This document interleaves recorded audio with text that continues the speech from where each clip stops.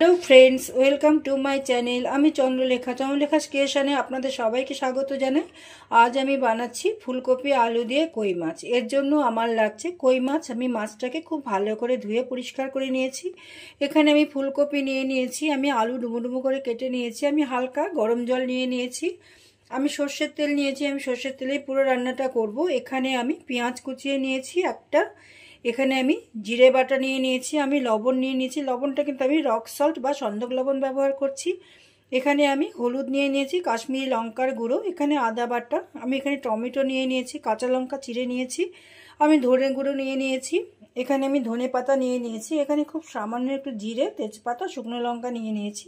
আমি প্রথমেই যেটা করব, আমি গ্যাসে কড়াই বসিয়ে দিয়েছি, আমি সামান্য একটু জল দিয়ে দিয়েছি। এবারে আমি ফুলকপিটাকে একটু ভাপিয়ে নেব। আমার কিন্তু জলটা গরম হয়ে গেছে, আমি ফুলকপিটা দিয়ে দিচ্ছি। আমি 2 মিনিট একটুখানি গরম করে নিচ্ছি। এবারে আমি মাছটাকে একটু লবণ হলুদ মাখিয়ে নিচ্ছি।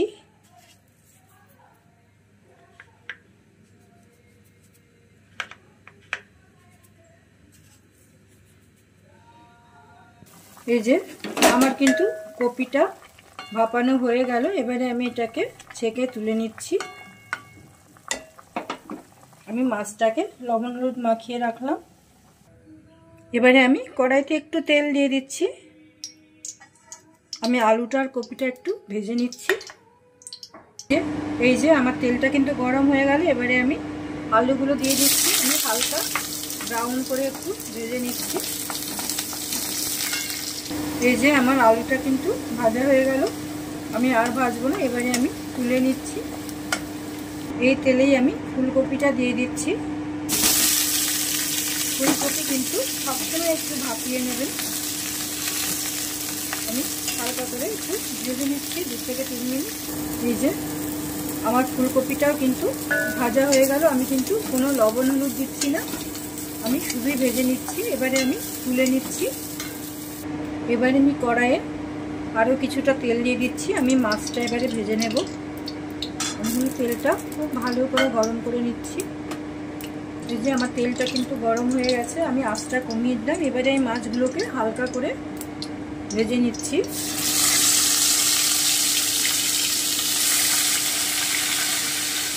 খুব বেশি ভাজবো না। এই যে আমার একটা দিক ভাজা হয়ে গেল, এবারে আমি একটু উল্টিয়ে দেব। যে কড়াই কিন্তু ভালো করে গরম করলে তেলটা, তাহলে মাছটা কিন্তু একটুও কড়াইয়ে আটকাবে না, খুব সহজেই উল্টানো যাবে। আমি আর 1 মিনিট ভেজে নিচ্ছি, নিয়ে আমি তুলে নেব।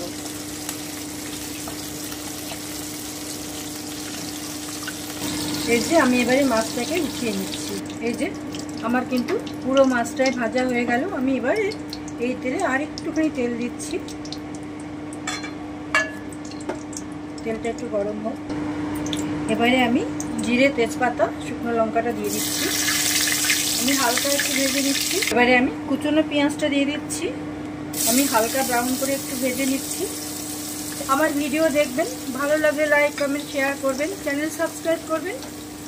যারা আমার চ্যানেলে নতুন বা এখনও চ্যানেলটিকে সাবস্ক্রাইব করেননি, তারা চ্যানেলটিকে সাবস্ক্রাইব করুন, পাশে থাকুন, আমাকে সাপোর্ট করুন। আর যারা আমার চ্যানেলটিকে সাপোর্ট করেছেন বা সাবস্ক্রাইব করেছেন, তাদেরকে অসংখ্য অসংখ্য ধন্যবাদ আমার পাশে থাকার জন্য। আমি হালকা ব্রাউন করে একটু ভেজে নিচ্ছি। আপনাদের সহযোগিতা আমার জন্য কিন্তু খুব জরুরি, তাহলে আমি নতুন নতুন ভিডিও বানাতে অনুপ্রাণিত হব, আমার ভালো লাগবে। এবারে আমি টমেটোটা দিয়ে দিচ্ছি, আর কাঁচা লঙ্কা চিড়ে রেখেছিলাম সেটা দিয়ে দিচ্ছি, আমি একটু ভেজে নিচ্ছি। এবারে আমি জিরে বাটা দিয়ে দিচ্ছি 1 চামচ মতো, 1 চামচ জিরে বাটা দিয়ে দিচ্ছি, আমি ধনে গুঁড়োটা দিয়ে দিলাম, আমি আদা বাটা দিয়ে দিচ্ছি, আমি একটুখানি নেড়ে নিচ্ছি। আমি 2 থেকে 3 মিনিট একটু নেড়ে নিলাম। এবারে আমি হলুদ আর কাশ্মীরি লঙ্কার গুঁড়োটা দিয়ে দিচ্ছি, আমি লবণ দিয়ে দিচ্ছি পরিমাণ মতো। আপনারা আপনাদের পরিমাণ মতো লবণটা দেবেন আর ঝালটা দেবেন। আমি একটু নেড়ে নিচ্ছি। আমার মশলাটা কিন্তু প্রায় কষানো হয়ে এসেছে। এবারে আমি আলুটা দিয়ে দিচ্ছি, আমি একটু নেড়ে নিচ্ছি। এবারে আমি কপিটা দিয়ে দিচ্ছি ভেজে রাখা, আমি একটু নেড়ে নিচ্ছি। এবারে আমি সামান্য একটু হালকা গরম জল দিচ্ছি যাতে কপিটা আলুটা খুব ভালো মতো সেদ্ধ হয়ে যায়। আমি আর জল দিচ্ছি না, আমি একটু নেড়ে নিচ্ছি। আমি ঢেকে রাখছি 5 মিনিট, আঁচটা কিন্তু কমিয়ে দিয়েছি। যে 5 মিনিট পরে আমি একটু ঢাকাটা তুলে দেখে নিচ্ছি, একটু নেড়ে দিচ্ছি।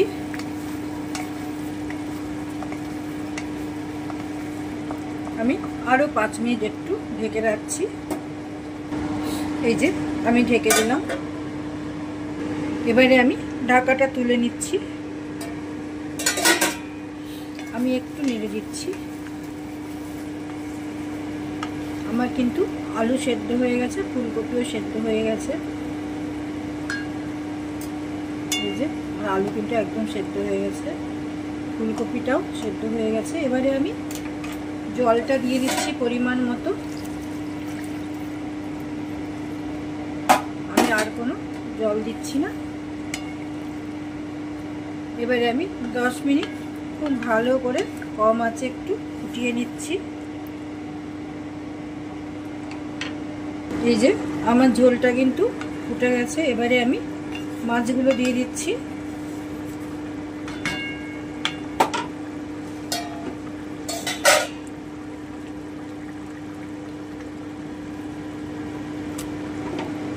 ভালো করে একটু নেড়ে দিচ্ছি।